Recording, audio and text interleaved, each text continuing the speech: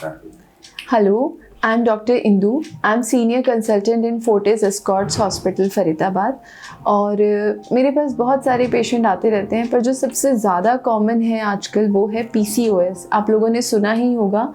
And ये problem ज़्यादातर teenage girls और maybe before 25 years of age से पहले पाई जाती है. PCOS अपने आप में एक बीमारी नहीं है.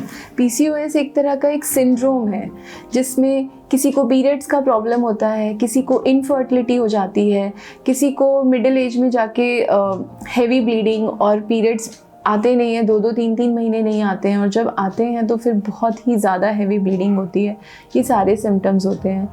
तो PCOS एक तरह का हार्मोनल इम्बैलेंस है. वी कैनॉट से एग्जैक्टली कि ये एक बीमारी है. तो वो जो हार्मोनल इम्बैलेंस का रीज़न हो सकता है, अगर आपने सडन वेट गेन कर लिया है, या आपको किसी तरह का स्ट्रेस है, पढ़ाई का स्ट्रेस हो सकता है, आपने एक प्लेस से दूसरे प्लेस में मूव किया है. जैसे लड़कियां पढ़ने बोर्डिंग स्कूल जाती हैं या हॉस्टल में जाती हैं, तब उन्हें ये प्रॉब्लम्स हो सकती हैं.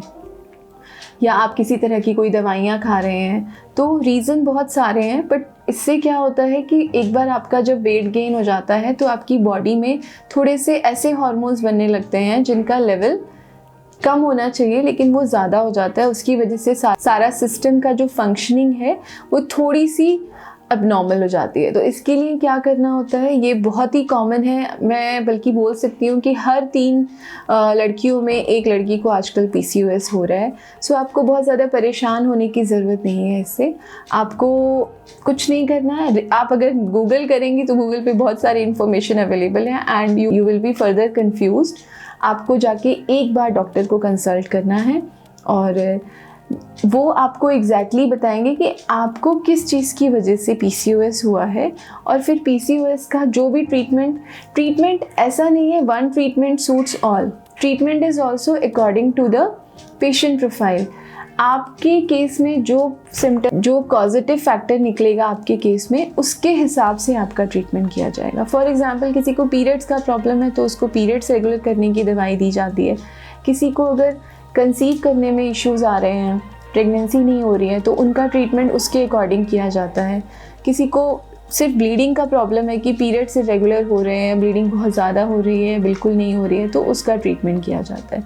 तो आपको बिल्कुल भी घबराने की ज़रूरत नहीं है. आपके जो भी सिम्टम्स हैं आप एक बार जाके डॉक्टर को कंसल्ट करिए. And believe me, it is very common and day by day इसका इंसिडेंस इंक्रीज़ हो रहा है. रीज़न कि वेट गेन होता है. तो at every age girls and ladies they have to be very careful about their weight. तो आपको सिर्फ एक ही चीज़ ध्यान रखनी है कि आपका वेट गेन ना हो. अगर हो रहा है तो किस कारण से हो रहा है उसको फाइंड आउट करिए.